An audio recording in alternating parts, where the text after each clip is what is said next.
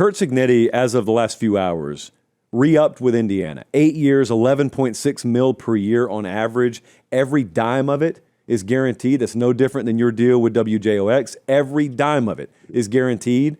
And so good on Sig. Indiana, like all of a sudden college football powerhouse now. I looked at this and many people said, oh, good for Indiana. It may be good. You may be trashing them in 4 years for locking up so much guaranteed money. I don't know how that's going to turn out. I know in the moment he's a stud, they're rolling, and he's not going to go anywhere. So that's in the immediacy, how it impacts the landscape. But I also thought to myself, all right, what kind of lesson does this teach? First thing is, I think I got 3 of them. First thing is, this is such an indication of how rapidly the landscape has changed. Because it used to really matter what kind of history you had built up, and then what kind of tradition and pageantry, all that stuff, facilities, all that stuff mattered so much. That's why there was this clear hierarchy of what the best jobs were. I know to an extent that still exists. I think that exists way more in the eyes of fans and media than it does the eyes of coaches now. That's the first thing. The second thing, and this is the one that's eating at me right now, is Curt Cignetti was at James Madison in his early 60s. He wasn't like a hotshot up-and-coming coordinator, okay? He's there in his early 60s. He's been a known commodity for a long time. Indiana took a chance on him, and it didn't take a long time. It paid off immediately. He was making a $500,000 a year 2 years ago, and now he's making $11.6 million a year. So my point there is, number one, he's rich now. Number two, is he the only one out there? For people who have job openings coming up, is Curt Cignetti just a true unicorn? Or how many other guys that if they're put in the exact right situation are sitting there coaching at lower levels of Power 5 or the FCS or G5 right now that if dropped in a perfect situation would just explode? Because I got to think the number's above 0. It may not be high. And he is a special, special guy.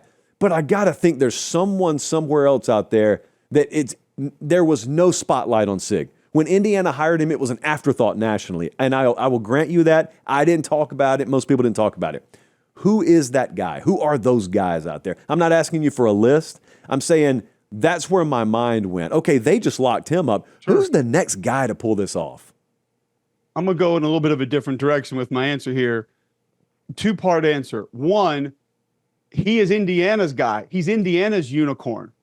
Because as you stated, how many guys are out there that if dropped into that perfect situation, that it would work? We've seen good coaches in certain situations, be it geography, administration, individual player, work or not work, all over the place. The second part would be infinity. I think there are hundreds of thousands of guys out there. Most of them are never going to be found.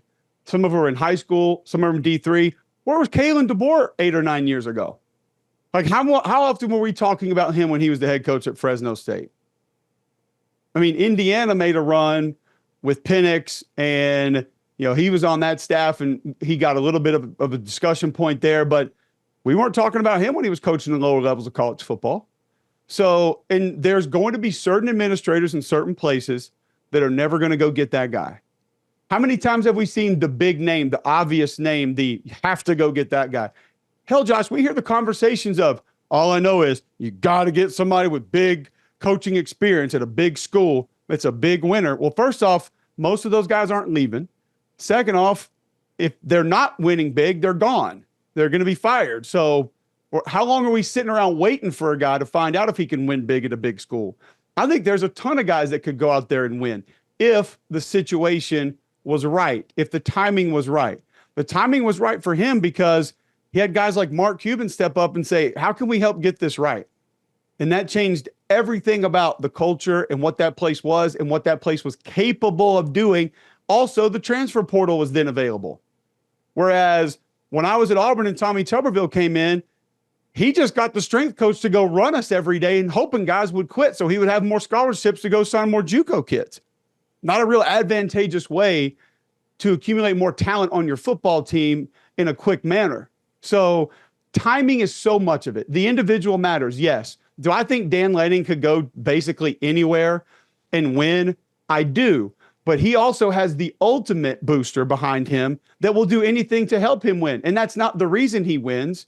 But you and I both know there's a lot of places that if you don't jive with the guy that either thinks he's calling the shots or absolutely is calling the shots, it doesn't matter how well you recruit.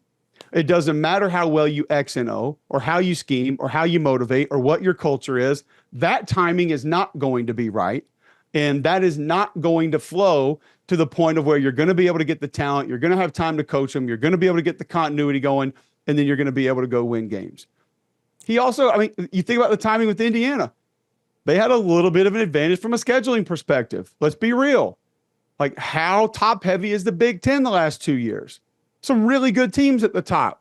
There's some not so good teams in the middle and at the bottom. That's just part of the timing. It's not the only reason he's winning how he is. It's just, it has to be taken into consideration. Hey, really quick timeout. We'll get right back to the video. Do me one favor. Make sure you're subscribed. It helps us keep the show free. It helps us keep the lights on. It helps us keep doing college football year round, and we appreciate it. All right, back to the video. I had a buddy yesterday who was talking to me. He's not like some insider or anything, but he watches a lot of college football. He was talking about the Penn State job opening, and then there may be other jobs come open. And, you know, he was throwing around certain names. And so, like, my guy's been Matt Campbell. Anyone asks me who would I go after, I always circle Matt Campbell. Like, I think he'd be a rock star at some of these major jobs.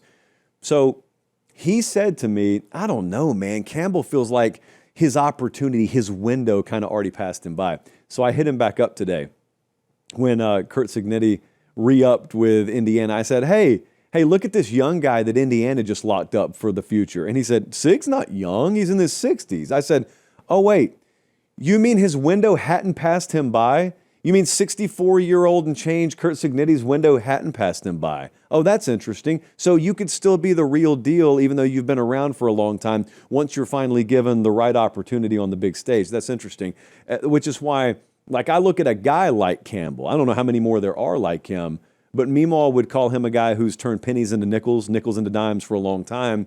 I listen to these recruiting stories about how down to the wire they're able to take early evaluations and offers that they get, and then they'll land kids, and then the bigger boys will come in and offer them 4X what Iowa State can offer in NIL. But it'll get under the skin of some of these major staffs because they have to fight Iowa State for guys sometimes because they're real good at eval, they're real good at developing. And I just always ask myself, that's just a bona fide football coach.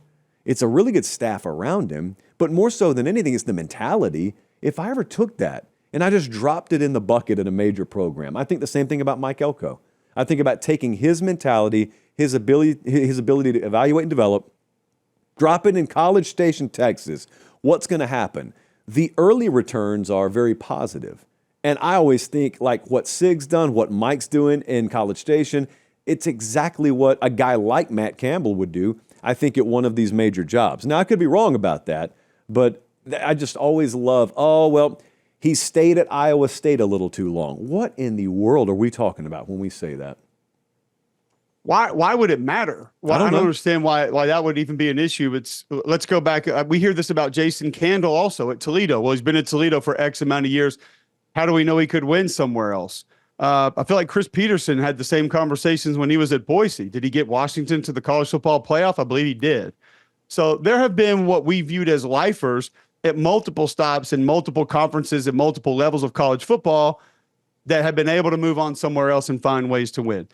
I think it comes back down to your formula.